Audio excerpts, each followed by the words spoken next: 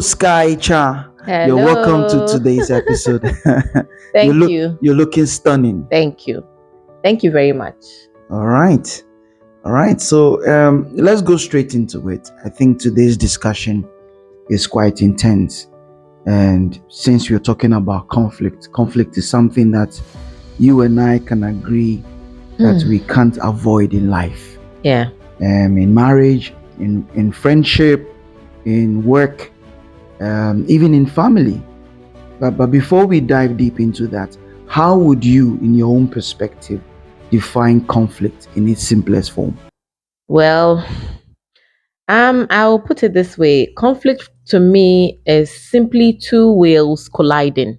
It's like when what you want and what I want refuse to fit in the same space. Like not giving the space for the other to thrive. For example, in marriage, it may be a husband who wants quiet after a long day, while a wife who wants to talk through her day. The guy is tired, but Yes. the lady wants to also talk and and all of that. I get it. And with that, suddenly the silence and the conversation, they are at war. The silence from the man's world, and then the conversation from the woman's world. They seem to collide. Yeah. Okay. So that's just a picture of what conflict is wow. to me. Yeah. And even in friendship, it could be you expecting loyalty from your friend when your friend is choosing convenience. They are choosing to be convenient when you are choosing to be loyal. Yeah. So there's a clash there. Yeah. I see. Wow, wonderful. And at work too, it may be your boss demanding impossible targets while you also already stretched thin, like you're exhausted and then tired. Yeah, and those two circumstances breeds or bruise sentiment. I can understand that too. Yeah. All right. And in families too, parents may want obedient children while children also crave independence. You see, conflict is everywhere. I mean, it's everywhere. It's everywhere because expectations are everywhere. But here is the real truth. The issue isn't that the issue isn't when conflict comes, because they will come. They will come. The issue is how we handle them. Oh, wow. Okay. If handled in pride, conflict breaks trust. If handled with humility, conflict, brings wisdom. If handled with fire, it refines and strengthens the relationship. So in a nutshell, you're saying that conflict would come, and when they come, it depends on how you handle them. Yeah. If you handle it from a place of pride, you rather break the trust that exists between the two of you. Yeah. If you handle it with humility and wisdom, you're literally saying that conflict will become the very fire that refines and strengthens the relationship. So the more conflict comes, then it means that the more it's an opportunity for both of you to thrive, because it will reveal a certain strength, a certain wisdom, a certain humility in both of you, because now your expectations don't clash because you're meeting at a common goal. Perfect. Is that what you're saying? Yes. All right, that's fantastic. I think you really summed up the definition of conflict, and I think that I will go with that moving on. But Sky, as you have described it, conflict seems almost inevitable. We will face it, and we need to call a spade a spade. And maybe it's because we wake up every day with new expectations, like you said, of life, expectations of people, which is very normal, and even expectations of ourselves. Yes. So I want you to bring it to the real, scenarios. Okay. Should we go into relationships without expectations at all? Since you're saying that expectations are something we carry, and we carry them into the relationship, What is your take on that? Expectations themselves aren't wrong. They are human, and it's very normal and natural. But here's the danger. When you build your expectation on another person, you are settling yourself up for a disappointment and a constant conflict. Yes. Wow. Yeah, I mean, you're ready to face conflict, because the truth is, no human being can carry the weight of your happiness. No, say that again. No human being can carry the weight of your happiness. No human being. No, not can even your carry the weight mother, of it.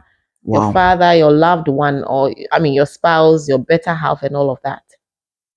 If you expect your spouse to complete you, or your friend to never fail you, or your boss to always be fair, you will live in constant frustration. Wow. So is the frustration that is come from the expectations we put on people wanting to complete us? Yeah. Like, I want you to complete me, and I'm demanding it from you.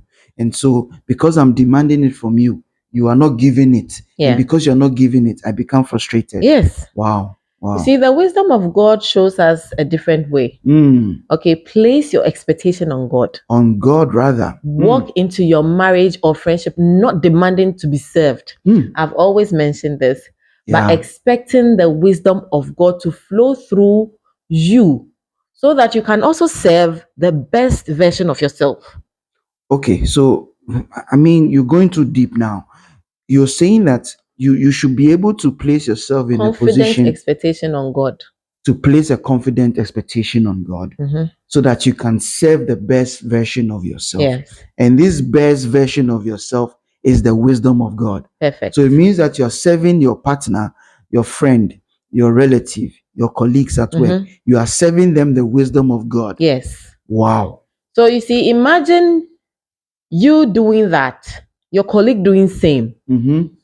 Where is the conflict? I mean, conflicts, like, they are inevitable, like I said. But look at a scenario like this. Before it even happens, both of you are signaled, because you know that you do not depend solely on them, and both of you work hand in hand to make sure that there's communion, there's unity. You see, sometimes we easily veer off.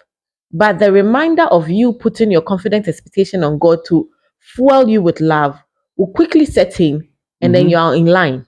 And you restore. Restoration comes in immediately. So thereafter conflict, there's love.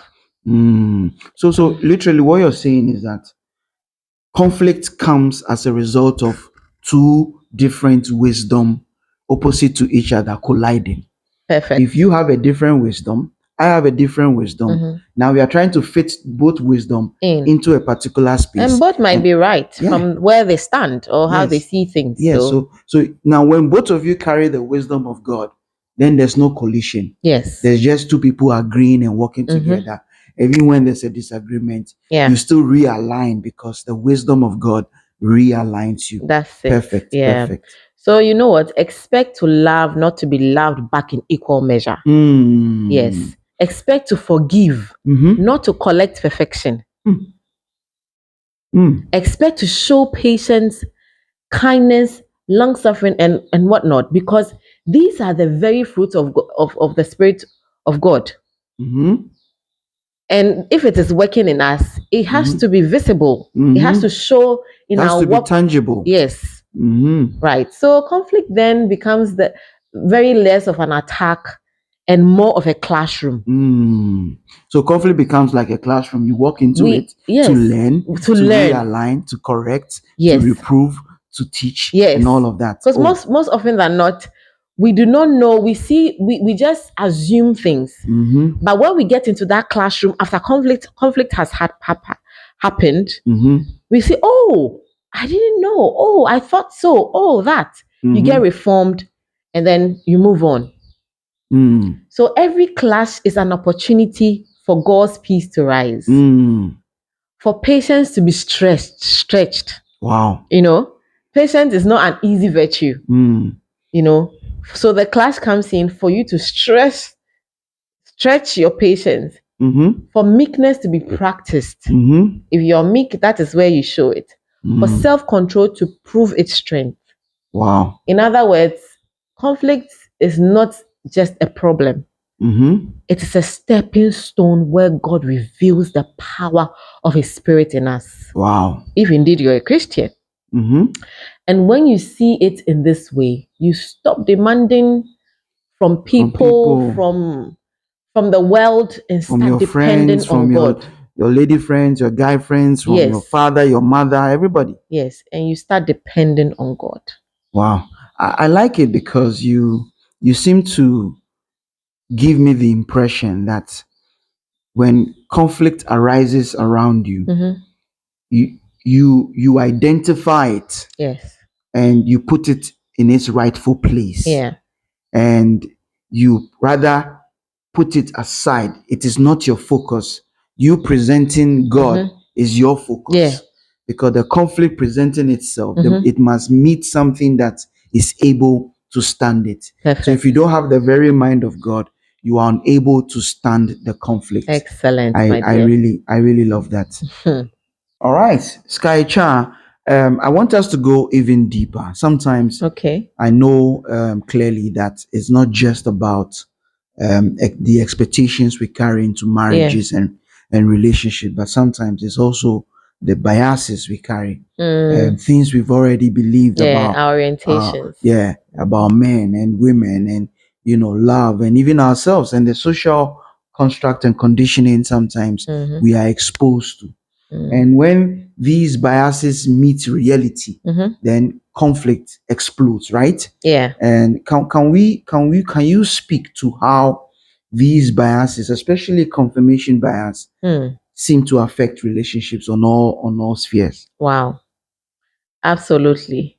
Biases are like invisible baggages. Mm-hmm. We carry them into relationships, whether we admit it or not. Or not. All of us do. For example, a woman who grew up seeing the father provide everything may enter marriage expecting her husband to do To same do same. without considering his reality. Okay. So your father's reality It's different. is not the same as this young man's the reality. era, the environment, the society, The stage, his time, the status, even the economy. Yeah, of course. Was different then. Okay. A man who has also seen his mother serve without complaint may expect his wife to do same, which is very, very, very usual, without realizing that she is not his mother. Men, they want to see our mothers in our wives in a certain angle. Same as women. Yeah, I mean, it's true. It's true. You're right. These biases are silent judges sitting in the background of every argument, watching. Now, confirmation bias makes it even worse. Okay. Confirmation bias is when you only see what proves you right. Wow. And ignore what proves you wrong. Just say you are always right. There's nothing wrong about you because you carry. Even when the other person is right, you interpret it in your mind to be wrong. So you don't want to see it, but you want to see what you want to see that makes you right. Wow, that you've defined it perfectly. Yeah.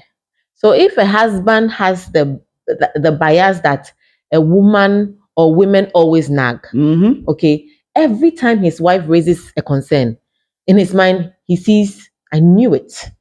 She's nagging again. You see, not even giving chances.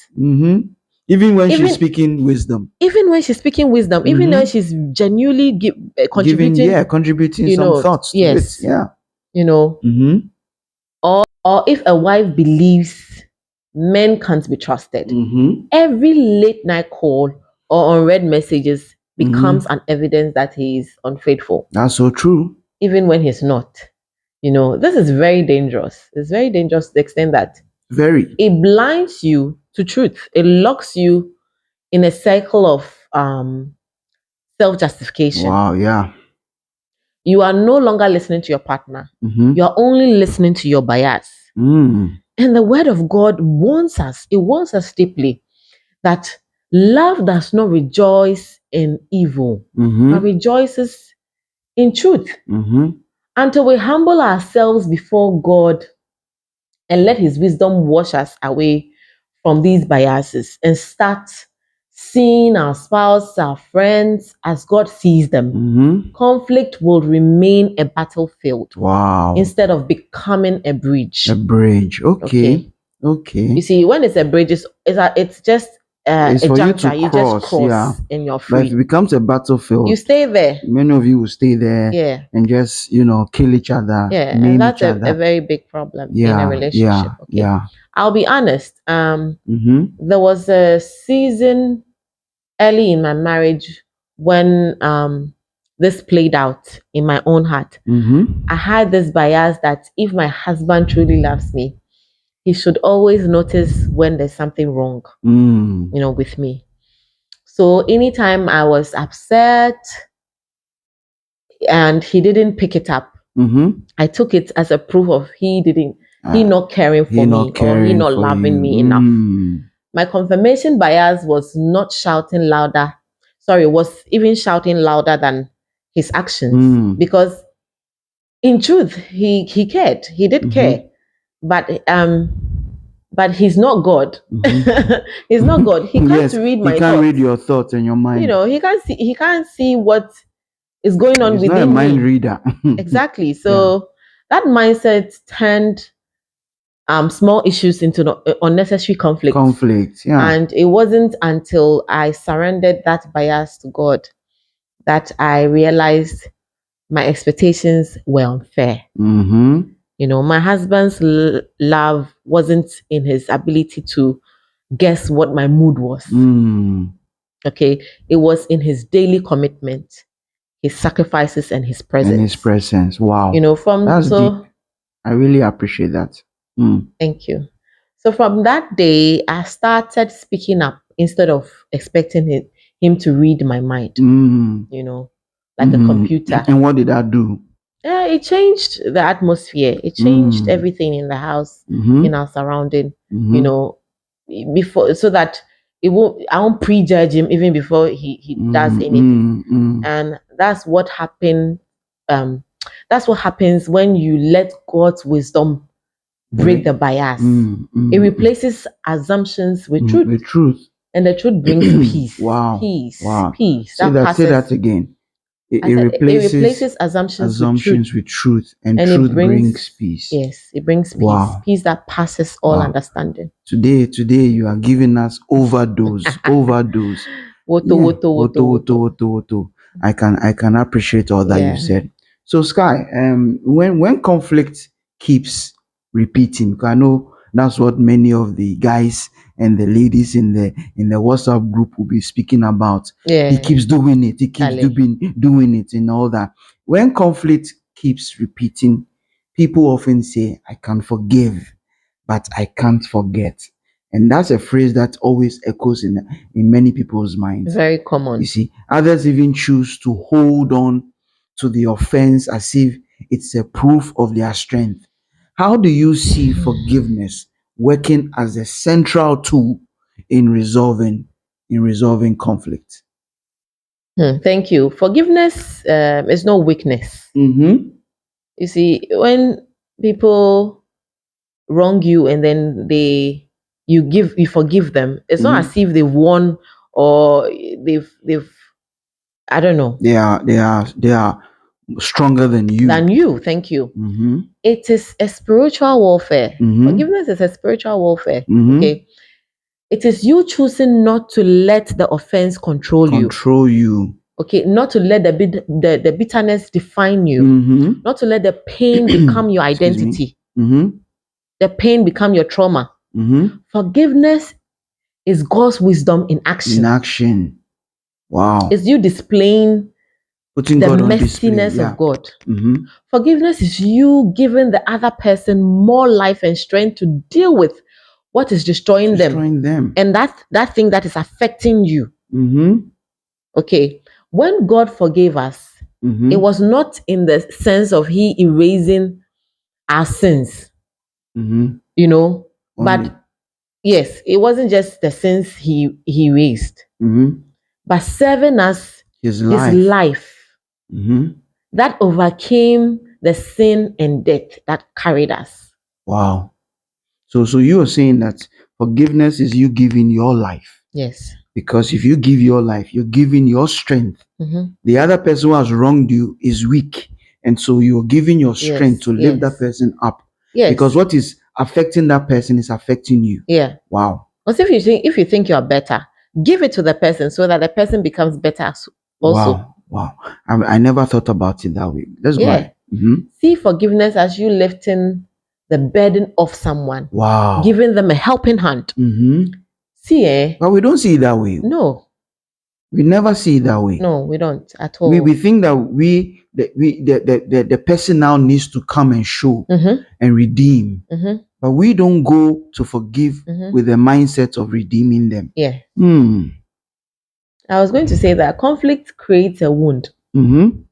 That wound can either heal with forgiveness or turn into poison. Wow. That poison is the unforgiveness. Okay. Think of a husband who forgets an anniversary and a wife who feels unvalued. Wow, that's trouble. If she forgives, they talk. They grow. They learn. Okay. But if she doesn't, every new mistake adds up salt to the wound. It makes it, I tell you, makes it worse. You know. Or imagine in the office, a colleague talks down on you. Okay. If you hold it too much, tomorrow, when they ask for help, you will respond coldly. Yeah, because you've bottled it. Yes. Yes. Over time, the relationship will break. You break. You know, not because of the mistake, but because of unforgiveness. Now, let's talk about this. Forgiveness doesn't erase memory. Okay. But it erases the right to use the memory as a weapon. Okay, so the person has wronged you. It's not like you've forgotten what they did, but you don't use that memory of what they did as a weapon. Yeah. Wow, you erase that right. And that's what sets you free. Wow. Yes. I remember there was a time in my marriage when I had felt my husband had disappointed me so deeply. And I told myself, I will forgive, but I won't forget. Wow. Just as you asked. But you know what? The mindset became a silent war. Even when he tried to love me, I filtered everything. Yeah. Through pain. What I did in the past. Yeah. I filtered everything. I was equating it. I was adding. I was, doing the math. You see, if he came home late, trouble. I'll say, oh, there he goes again. If he said anything or he said nothing, my thought was he doesn't care. It took the Holy Spirit to open my eye. Wow. The Holy Spirit is a very present help. Wow. And it's actively working. I tell you. Working. 24/7. Yes, the Holy Spirit whispered vividly, loudly. You have to pay attention. He said, Sky, you're not fighting your husband. You're fighting your wound. Wow. You're not fighting your husband. You're fighting your own wound. Your own wound. And that day, I broke down. I forgave, not because my husband was perfect, but because Christ had given me first-hand forgiveness. Wow. Christ has saved you life. Yes. And strength. Thank you. And when I forgave, peace rushed in. Peace flowed back into my heart. Your heart. Like water filling a dry well. A dry well. Wow. Filling the desert and making it moist. Forgiveness is not optional. It's not optional. Yeah, it's not. You don't have an option. It's mandatory. It's mandatory. You have to. It is the oxygen of love. Wow. Without it, every conflict will suffocate you. Wow. You'll be choked. You can't move on. With forgiveness, even the worst pain becomes a testimony of healing. Let's take that back. With forgiveness, even the worst pain becomes a testimony of healing. We all would have to go through it. Wow. Now, I know many people will be saying that this guy keeps saying wow. Like an ambulance. Every day you wow me, and I think every statement, every thought of yours simply refreshes my mind. Wow, Yeah. this is amazing. These are practical things I have come You've to gone realize through. in life. Yes. You're speaking from experience. Yes, and the impact is phenomenal. So I would really wish that, like you said, people would not just listen; they will go through it, so that it sinks deep, and then the meaning becomes a reality. Wow. All right. That's powerful. So you have given us such a powerful perspective on forgiveness. Yeah. But the truth is, many people still struggle. It's not easy. It's not easy, yeah. So why is it so hard for some people to forgive, even when they know it's the right thing to do? Because many people know that it's good to forgive, but they simply can't find themselves forgiving. Yeah, I understand. It's hard to forgive when you fail to see yourself in the person who hurt you. You say, we keep saying, I put myself in your shoes. I can imagine. If you really do put yourself in the people's shoes, you will think about it this way. Mothers forgive their children so easily because they see themselves in them, in their children. Because they know that this child came from me. It came from you. This child is part of me. Yes. And my child and myself, we are the same. They're the same. So whatever is fighting us, we will deal with it. Yes. So they easily forget. Thank you. And forgive. Yes. Wow. So if you apply that, it becomes much easier. Okay. So no, not to cut you, but so it means that you're projecting a concept where if you don't have oneness with someone, to think that you are like them, you are in them, and you are both one, then it becomes difficult when in your mind it is separated. So it is you who has done it, you did it, then you set yourself apart. It becomes very difficult for you to even forgive them because you never find yourself in them. True. Let me go deep. If your husband commits adultery, don't fight him. Find yourself in him and fight the adultery together.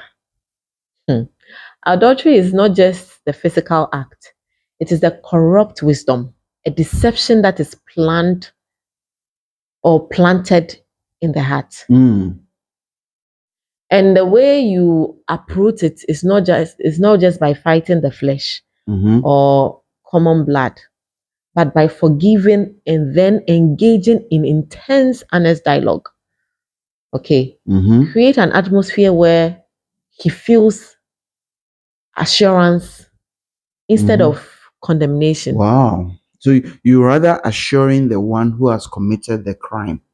You assure him that you're with him. Yeah. And now both of you can be together to fight it. Instead of you standing at one end and condemning them as if you are not part of them. Wow. Yeah. Not many women will agree with you. I know, but this is the way of God. That is what God even does to us individually. In our secret spaces, we have done things that may seem very wild and unforgivable in the world. But God does what? He portrays this kind of scenario that I have just given. True. Because you're right. condemnation has killed more marriages than adultery itself. Wow. Okay. Sisters, hear me. Your value for the relationship must be greater than your desire to be right. Wow. That's deep. Yeah. Many marriages collapse because the offended partner wanted to be the accuser, the prosecutor, and then the judge at the same time. At the same time. Okay. Now, wow. But wisdom doesn't accuse. It heals. It heals. Wisdom says, let us deal with it together in harmony. Okay, not in division. Let us address it in humility, not with pride. Not with pride. Relationships thrive not because there are no offenses. It's impossible. It's impossible. But because there is wisdom to turn offenses into stepping stones. I love that. I love Forgiveness, okay, is that wisdom in action. that. Mm-hmm. All right. Mm-hmm. All right. So, Sky, interesting conversation so far. Marriages or marriage is one area where conflict is very fierce, Mm-hmm. but friendship, especially amongst women, Mm-hmm. it can be also very intense. Yeah. You sense the jealousy, Mm. the competition, the gossip, Mm-hmm. the silent rivalries, which often destroy the sisterhoods. So why do you see so much conflict in friendship, and how can we deal with it? Oh, one word is insecurity. Mm-hmm. You see, many of the conflicts in friendships are born from the fear that one person is being left behind while the other is progressing. Okay. Something like jealousy. I won't say jealousy, I would say insecurity. Mm-hmm. Because instead of celebrating one another, friends begin to compare. To compare. Yeah. Mm-hmm. They compare looks, career, husbands, Hey. even blessings. Wow. Yeah, blessing of their children. Like, yeah. Yeah, it happens. All those kinds of Really. stuff. Okay, I see. It's very subtle. Mm-hmm. Yeah, you may not realize it. Mm-hmm. And the sad part is that comparison is always birthing conflicts. So that comparison is what is giving birth to the conflict that is experienced. Yeah, it does. Okay. So girls, mhm. The girls, they fall apart not because of the lack of love, Mm-hmm. but because of misplaced identity. Misplaced identity. Yeah, it's not intentional in Mm-hmm. most cases. Mm-hmm. So when you don't know who you are in God, Mm-hmm. you see your friend's success as your failure. As your failure. Wow. It's very unfortunate. Mm-hmm. You secretly compete with her instead of supporting her. Yeah. And that's why gossip thrives, because it is easier to tear her down than to face your insecurities. But when you listen to wisdom, it says conflict in friendship is not a curse. It's a mirror. It's a mirror. Okay. It reveals where you need to grow in love, Love, patience, and security. security. A real friend doesn't clap when you fail. A real friend will when you celebrate. fall. A real friend will celebrate you when you rise, even higher than them. Higher than them. Okay, practically, when conflicts show in friendship, don't fight your sister. Fight the lie that tells you she's your enemy. Wow. Okay, that silent voice is what you need to fight. Jealousy is a lie. It's a lie. Envy is a lie. Your sister's success is a proof that God is in your neighborhood. Wow. that's Yes. sweet. So if God is in your neighborhood, it will definitely come to you. Yes, what he did for her, he can do same for you. For you. It's intense. Excuse me. It's intense. It will get to you definitely with faith. So instead of tearing each other down, let's remember Proverbs 27:17. Iron sharpens iron. The silent treatment is one of the most toxic weapons of conflict, because it doesn't just silence the other person, it slowly kills the relationship. It's like drinking poison and waiting for the other person to die. The on the surface, it looks peaceful because there's no shouting, there's no talking, no words. But in reality, it's deeply destructive, because communication is the very soil where relationships thrive. Okay. And without it, love suffocates. Silent treatment usually comes from two roots: pride, Fear. Pride and fear. Pride says, I won't speak until they apologize.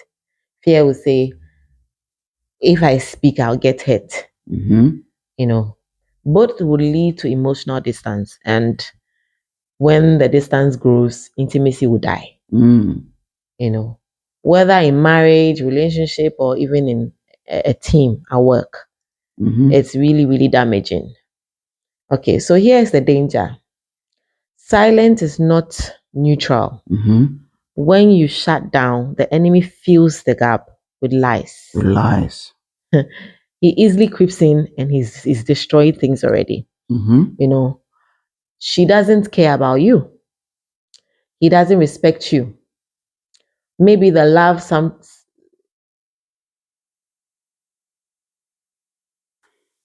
okay, so this is the lie that the enemy is bringing. Okay, let me go again.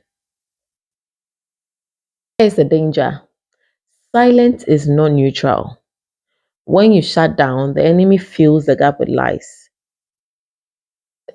Some of the lies maybe she doesn't care about you. He doesn't respect you. Or maybe they love someone else. You know, before you know it, you are fighting demons in your head. Wow. That your partner never created. So how do you handle it? And how do you go about this situation?